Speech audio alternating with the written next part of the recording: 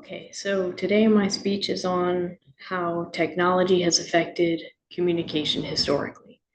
Um, Historically, communication has developed with society, and this is most evident in a historic context when we examine the Middle Eastern societies such as Mesopotamia and, in particular, Samaria, where they invented cuneiform, which is a writing technology that involved using wedge-shaped styluses or styli to write on clay tablets.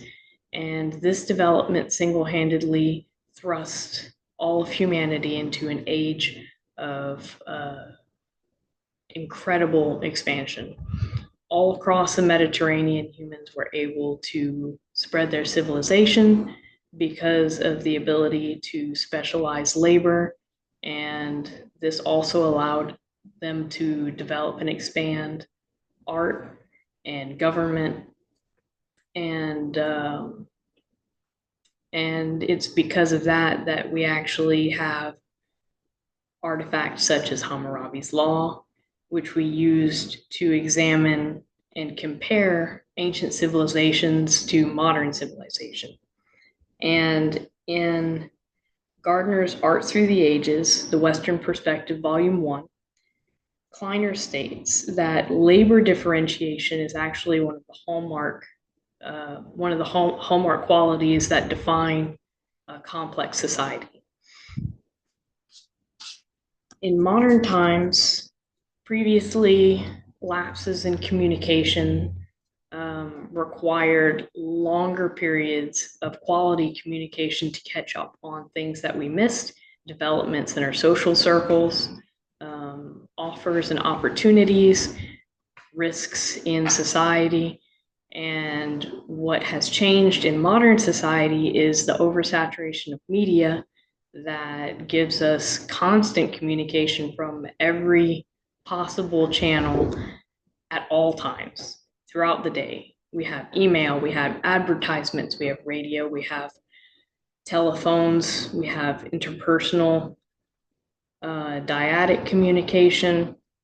And as a result, it's much more competitive, it's frenetic, it's constant, people get burnt out and fatigued. Now, humans are actually social creatures, so on the surface, it might not seem like a bad thing. But whenever you have constant communication, the quality suffers. And Dr. William Schutz in Human Communication, Pearson Harder, Nelson et al. William Schutz states that human needs for communication are inclusion, affection, and control. Affection could be perceived in the kinds of messages sent and received, the personal touches that are in those messages, and evident consideration that's given and considered whenever communicating. So if you were to send, say, a get well card, or if someone even considered to include you in information that they thought you would find valuable, this could be considered an affectionate quality to communication.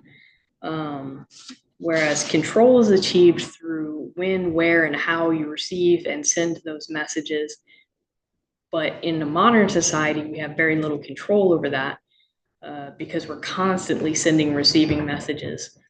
And in addition to that, we don't have as many instances where we feel in control over the influence of the message that we send and receive.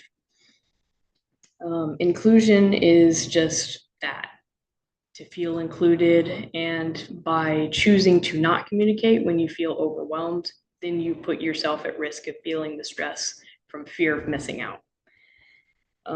So modern communication erodes boundaries and can create burnout. When humans are forced to prioritize and unable to eliminate much, availability is necessary to secure a living, but oversaturation and diminishing returns on the quality of communication is toxic.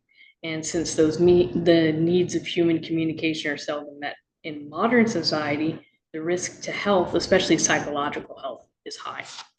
So in conclusion, technology is good, communication is great, but modern oversaturation is harming society's ability to cope in a healthy way. Thank you.